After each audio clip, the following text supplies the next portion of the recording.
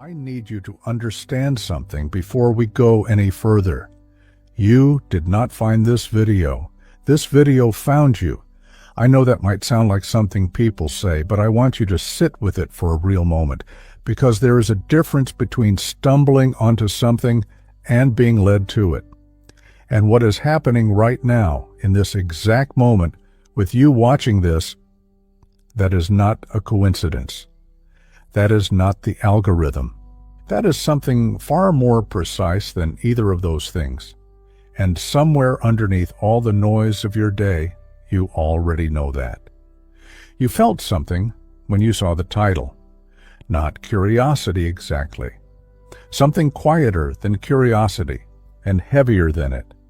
Recognition, like reading the first line of something you wrote a long time ago and forgot about. You have been carrying something lately. Not the kind of heavy that other people can see on you, not the kind that earns you sympathy or explanation, the kind that lives right behind your sternum, quiet and constant, the kind you have gotten so used to that you almost stopped noticing it. But you notice it in the mornings. You notice it in the small pauses between one thing and the next, when the distractions run out, and there is just you and the truth of where you are right now. You notice it when someone asks how you are doing, and you say fine and mean something much more complicated than fine. And the truth, the real truth, that you have not said out loud to anyone lately, is that you are tired, not weak, not broken, not falling apart. Tired. There is a very important difference between those things, and I need you to hear that distinction clearly, because the story you have been telling yourself about what this tiredness means is not the whole story. Not even close. You have been doing the work, maybe not perfectly, maybe not without stumbling, without backsliding, without the occasional night where you let yourself feel things you told yourself you were done feeling. But you have been doing it. You have been choosing yourself in the small ways that nobody claps for, and nobody sees, and nobody puts in the highlight reel. The moment you did not send the message, the morning you got up anyway when staying in bed would have been so much easier. The night you sat with something painful instead of running from it, instead of reaching for your phone, instead of filling the silence with anything that would make it stop. The choice you made over and over again to keep going, even when keeping going felt like walking through something thick and resistant and completely invisible to everyone around you. That is not nothing. That is not small. That is everything. And the part of you that is exhausted right now is not the part that is failing. It is the part that has been carrying more than its share for longer than it should have had to. And I want you to know that that weight has been seen, even when it felt like it hadn't. Welcome to the 4th second, and I am your friend. And today I want to talk to you about what it means when a message finds you, not what you think it means, not the surface version that sounds nice and gets shared as a quote. The real version.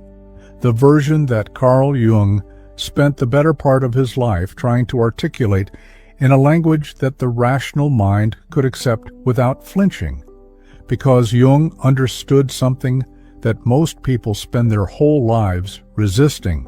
He understood that the psyche, the deep, living, breathing intelligence of your inner world, is not passive. It is not a storage unit for memories and wounds and old conversations you replay at night.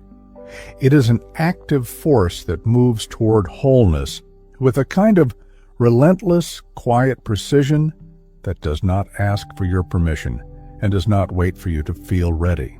And when you are ready for something, truly ready, in the way that only comes after real struggle, after real loss, after something in you has been broken open and you chose to grow through the opening instead of close around it, the psyche begins to orchestrate. Hey, wait, are you still not a member of our Patreon community?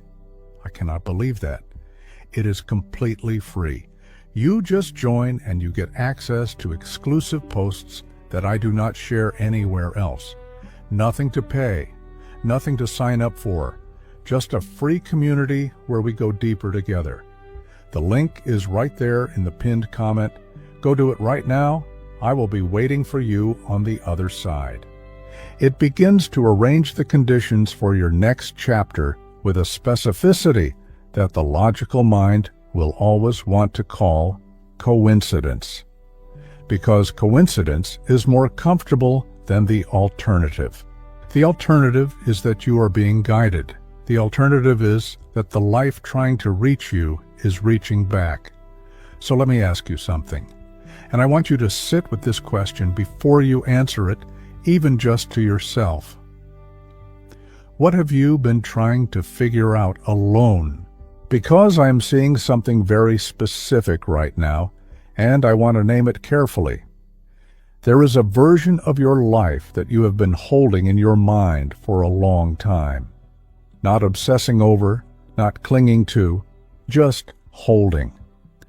The way you hold something precious and fragile that you are not sure yet whether to keep or set down. A version where something that feels unresolved becomes resolved. Where something that has been suspended in the air between you and another person, between you and a future you can almost see, finally lands somewhere solid. You have not given up on that version, but you have started to wonder quietly, in the moments when you are most honest with yourself and the armor is down and the performance has stopped, whether wanting it still makes you foolish. Whether the hope you have been tending carefully in private against the odds and against the advice of the part of you that just wants to be safe, whether that hope is wisdom or whether it is the last form your fear takes before it finally has to let go. And that question, that exact question, is the reason this message found you today. Because the answer is neither. It is neither wisdom nor foolishness. It is something more precise than both of those words can hold. What you are carrying is discernment in process. You are in the middle of learning the difference between hope that serves you and attachment that costs you. And that is one of the most important lessons a soul can learn. And it is almost never a lesson that comes clean. It comes messy. It comes in layers. It comes with setbacks that feel like proof you were wrong to hope and breakthroughs that feel too fragile to trust. You are right in the middle of that process right now. And from the inside, that process does not feel like growth. It feels like being stuck. It feels like standing in a doorway, unable to go back into the room you came from and unable to move forward into the one ahead. The room behind you is familiar, even though it hurt you. The room ahead is unknown, even though it is where everything you want is waiting, and the doorway is uncomfortable, and the waiting is exhausting, and you are doing it anyway, every single day, and nobody is handing you anything for that, not yet.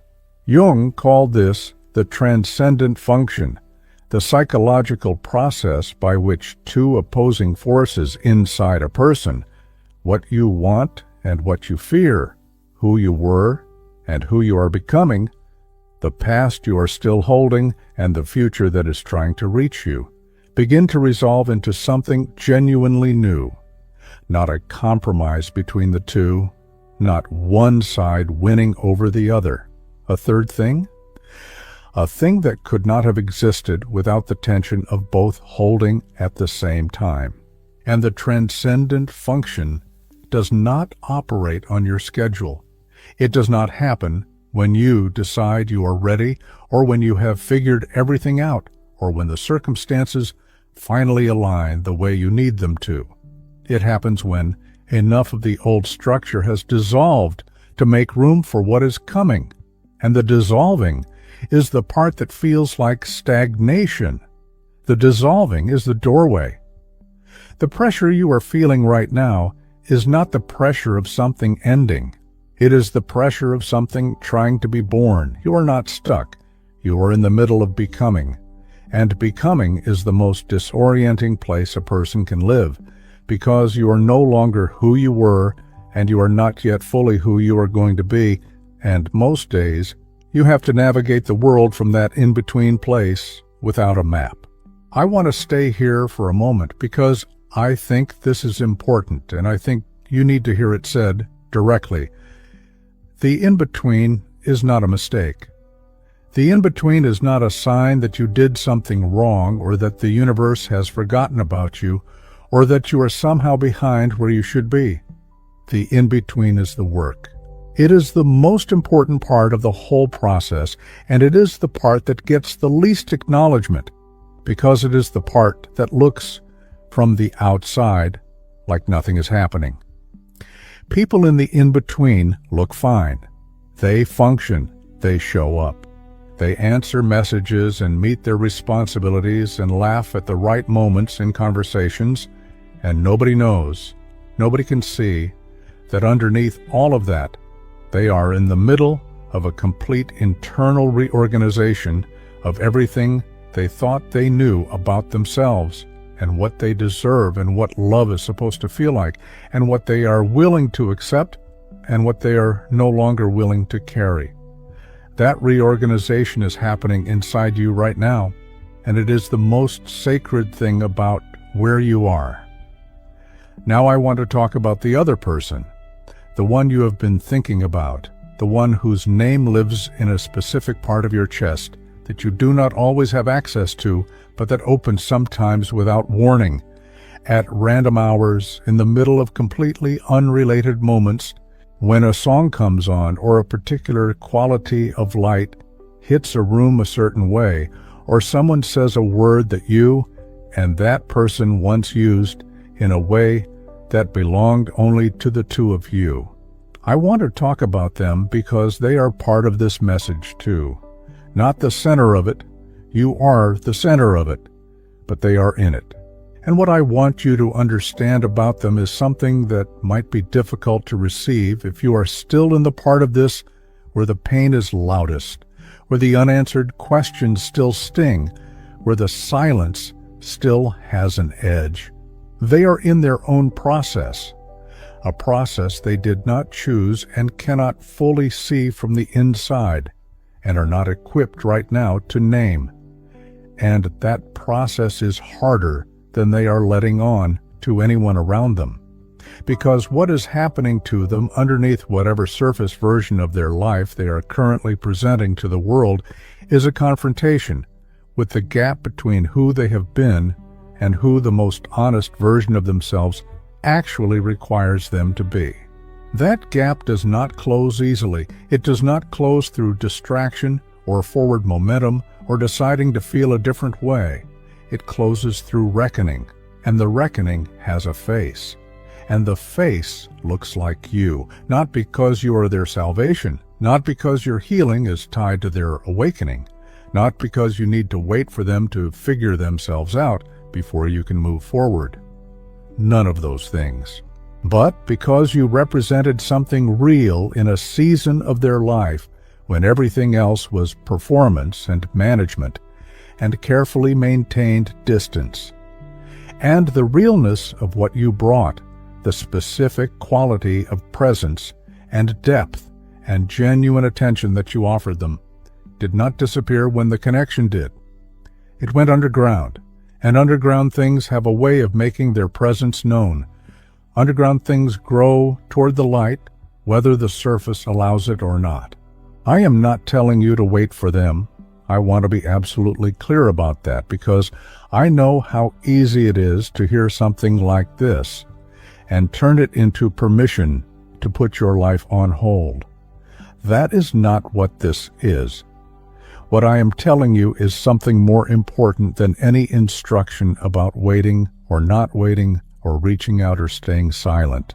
I am telling you that the version of you who is rooted in her own becoming, the version you are building right now, quietly, in the exhausting in-between, in the work that nobody sees, and nobody validates, and nobody celebrates. That version is not in competition with love. She is the condition for it, the real kind, the kind that does not ask you to make yourself smaller to fit inside it, the kind that does not require you to hold your breath or monitor yourself constantly or translate yourself into something more digestible. The kind that can only find you when you are standing fully in the truth of who you are, without apology, without performance, without the low hum of anxiety that comes from needing someone else to confirm that you are worth staying for, and you are closer to that version of yourself than you have ever been, even if it does not feel that way right now, especially because it does not feel that way right now. The moments just before a real shift almost always feel like the opposite of a shift. They feel like stagnation.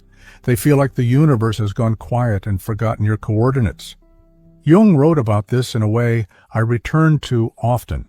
He observed that the most significant changes in a person's psychological life rarely announce themselves in advance.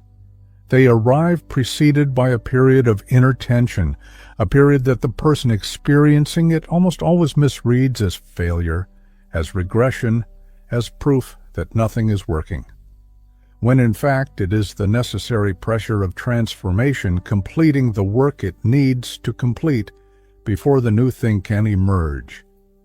The cocoon does not feel like becoming, it feels like being trapped. And then one day the walls give way. You are not failing. You are under the kind of pressure that precedes transformation. And that pressure is specific and purposeful, and it has been building exactly as long as it needed to build. Every moment of it has been doing something inside you that you will only be able to fully see in retrospect, from the other side. When you can look back at this chapter and understand what it was preparing you for. But I want you to trust something right now in this moment before the retrospect is available to you. I want you to trust that the quiet work you have been doing has not been wasted, that the mornings you showed up for yourself have been registered somewhere that matters, that the choices you made in private, when nobody was watching, when there was no reward except the small dignity of doing the right thing for yourself, those choices have been building something real, something that is almost ready. There is a specific thing I want to say to you about the person you have been thinking about, and I want to say it carefully because I think it matters, and I think it is easy to misunderstand. They are being changed by your absence. Not in a dramatic way that they would necessarily name or articulate, in the quiet way that real change always happens underneath the surface, in the part of a person that they do not have full conscious access to. The version of you they carry in their memory is not a static image. It is alive. It responds to who they are becoming. It asks questions of them that the old version of them did not have to answer. It sits in the corner of their awareness in the middle of ordinary moments and does not move and does not speak and does not need to, because its presence alone is the question. And the question is, who are you choosing to be? And are you choosing it consciously? And is the life you are building the one that is actually yours? Or is it the one that felt safest to choose when you were most afraid? Those are not comfortable questions, and they are not asking them willingly. Nobody goes looking for that kind of reckoning. It finds them, the way this message found you. And the reckoning has your name on it, not because you did anything to cause it, not because you owe them your healing or your patience or your openness to whatever version of themselves they eventually arrive at, but because truth does not go quiet just because someone decides to stop listening to it. It gets louder. It gets louder in exact proportion to how hard a person works to suppress it. And they have been working very hard, and it is beginning to show. But here is what matters. Here is the thing I need you to hold on to past this video, past today, past whatever happens next between you and this person and you and yourself. Your healing cannot be contingent on their timeline. Your becoming cannot be parked in the waiting room of someone else's process. That is not a rule someone made up. That is a psychological law. The self that is trying to emerge in you, the whole rooted, sovereign version of you that this entire chapter has been building toward, cannot fully emerge while it is organized around waiting for someone else to catch up. It needs you. It needs your full attention and your full investment and your full belief in your own story as the primary story, not the supporting role in someone else's arc, the lead, the author, the one who decides what happens next. And the beautiful thing, the thing that I want you to feel somewhere underneath the logic of all of this, is that the more fully you step into that role, the more you become the person that the right version of the right connection can actually find. You are not making yourself unavailable by healing. You are making yourself findable. You are not moving on by becoming whole. You are making yourself worth moving toward. There is a version of this story where everything you have been holding on to and working toward and refusing to give up on comes together in a way that you cannot currently see from where you are standing. Not because it is guaranteed, nothing is guaranteed, but because you have done the kind of work that tends to produce that kind of outcome. Because the universe, whatever you believe about it, tends to respond to the energy of someone who has decided to be real, who has decided to stop performing and start living, who has gotten quiet enough to hear what they actually want and brave enough to keep wanting it even when the evidence is not cooperating. I want to speak now to the part of you that is scared, not the part of you that is strong. That part is doing fine.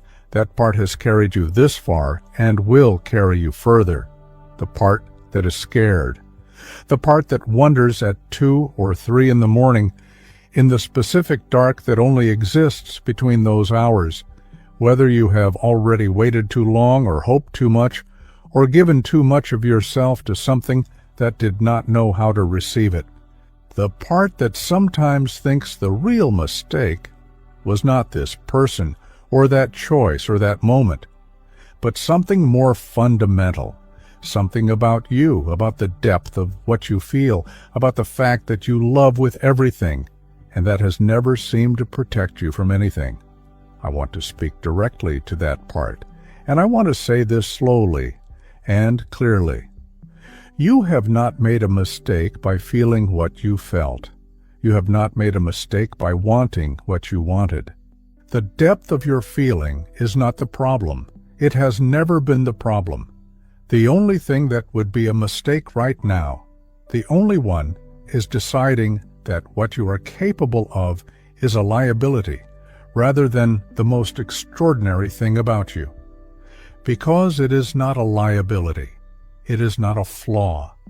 It is the specific quality of your soul that makes the right love, when it arrives, not just possible, but inevitable. And the right love is not afraid of depth. It is built for it. I want to close with something I hope travels with you past the end of this video. You are at a threshold, not the end of something, even though it has felt like endings for a while now.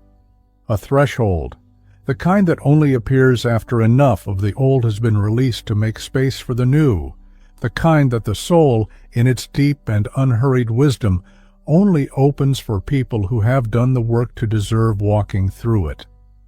And the walking through is not loud. It does not arrive with fanfare or with a sudden unmistakable sign that everything has changed. It arrives in a morning that feels slightly different from the one before it. A moment of clarity that comes without announcement and settles somewhere you did not know was waiting to be settled. A choice that feels smaller than it is. A conversation. A pause. A breath that releases something you have been holding for a very long time. And then another moment, and another choice. And slowly, without your full permission, without your complete understanding, the life that has been assembling itself in the quiet while you were doing the work, while you were staying in the doorway, while you were refusing to give up on the version of yourself that knows what she deserves, that life begins to become visible. And one day, you look back at the doorway you were standing in, the one that felt like being trapped, the one that felt like nothing was happening, and you realize you are not in it anymore. You are on the other side. And everything that felt like waiting was actually arriving. You are closer than you think. This message found you for a reason. Stay with it. Stay with yourself. The next chapter already knows your name. If something in this landed somewhere real for you today, I want to hear about it in the comments. Tell me what hit. Tell me where you are right now. And hey, wait. Are you still not a member of our Patreon community? I genuinely cannot believe that. It is completely free. You join, you get access to exclusive posts and deeper content that I do not share anywhere else. Nothing to pay. Just a community built for exactly where you are. The link is in the pinned comment. Go do it right now. I will be waiting for you on the other side.